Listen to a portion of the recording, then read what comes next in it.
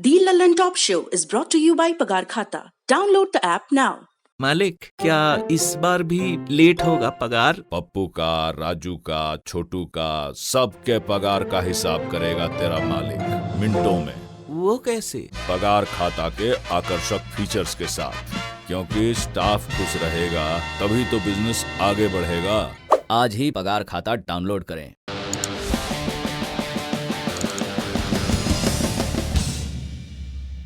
शुरुआत करते हैं पीएम मोदी के इस वीडियो से।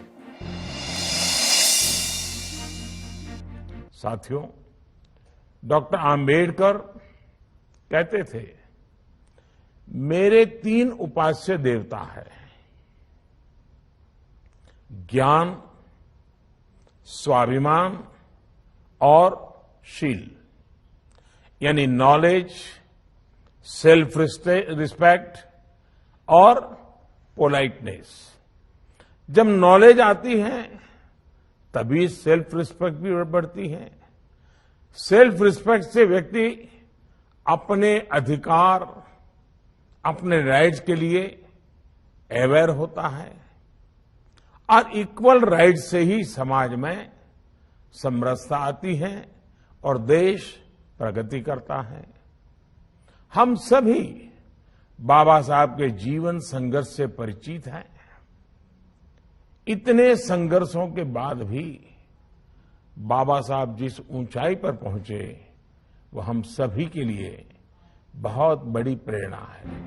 आज बाबा साहब भीमराव अंबेडकर की 130वीं जयंती है। इस अवसर पर प्रधानमंत्री ने देश भर के विश्वविद्यालयों के कुलपतियों की कॉन्फ्रेंस को संबोधित किया।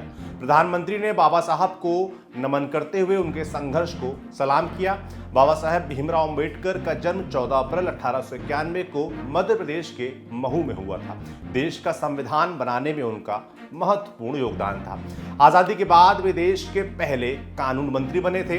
वंचित और शोषित वर्ग के लोगों को बराबरी का अधिकार मिले, इसके लिए उन्होंने आजीवन संघर्ष किया।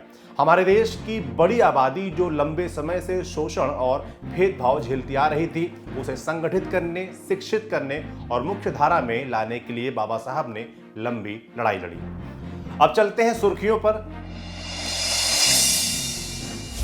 पहली सुर्खी सीबीएसई से है। सीबीएसई ने 4 मई से 14 जून तक होने वाली 12वीं की परीक्षाओं को टाल दिया है। 1 जून को बैठक कर हालात का जायजा लिया जाएगा और फिर 12वीं की परीक्षा को लेकर कोई फैसला लिया जाएगा।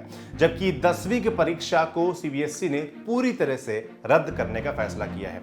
छात्रों को उनकी परफॉर्मेंस के आधार पर नंबर दिए जाएंगे। दिल्ली के मुख्यमंत्री अरविंद केजरीवाल, कांग्रेस महासचिव प्रियंका गांधी ने सीबीएसई के फैसले का स्वागत किया है। तेजी से बढ़ते कोरोना केसेस की वजह से कई राज्यों के मुख्यमंत्रियों, अलग अलग दलों के नेताओं ने सीबीएसई से परीक्षा टालने की अपील की थी।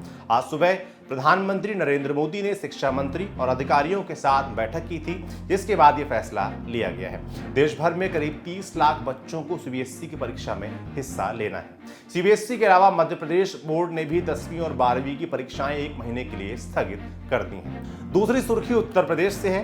कोरोना महामारी के बीच उत्तर प्रदेश में कल यानी 15 अप्रैल को 18 जिलों में पंचायत चुनाव के पहले चरण की वोटिंग होगी। जिला पंचायत, क्षेत्र पंचायत और ग्राम पंचायत की करीब 2,21,000 सीटों के लिए मतदान होना है।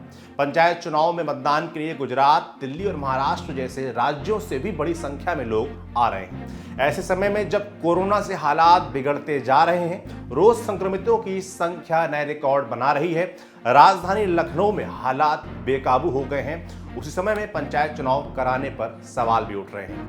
मोहनलालगंज से बीजेपी सांसद कौशल किशोर ने राज्य में कोरोना की स्थिति को देखते हुए पंचायत चुनावों की तारीख आगे बढ़ाने की मांग की है। उन्होंने ट्वीट कर लिखा, निर्वाचन आयोग से मेरी अपील है कि लखनऊ में कोविड-19 कंट्रोल से बाहर है। लखनऊ में कई हजार परिवार कोरोना की चपेट में बुरी तरह से बर्बाद हो रहे हैं। शमशान घाटों पर लाशों के ढेर लगे हुए हैं। चुनाव जरूरी नहीं है, लेकिन लोगों की जान बचाना जरूरी है।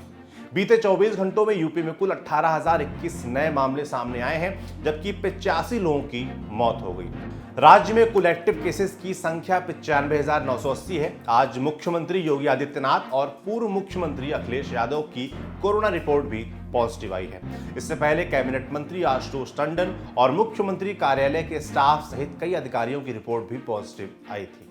तीसरी सुर्खी जम्मू कश्मीर से है, जहां सुरक्षा बलों को बड़ी कामयाबी मिली है। सुरक्षा बलों ने आज आतंकी संगठन जैश-ए-मोहम्मद के 2 आतंकियों और 3 ओवरग्राउंड वर्कर्स को गिरफ्तार किया है। कश्मीर पुलिस के आईजी विजय कुमार ने यह जानकारी दी। इससे एक दिन पहले आतंकी संगठन अल बदर के 2 आतंकी और 3 ओवरग्राउंड वर्कर्स को पकड़ा गया था।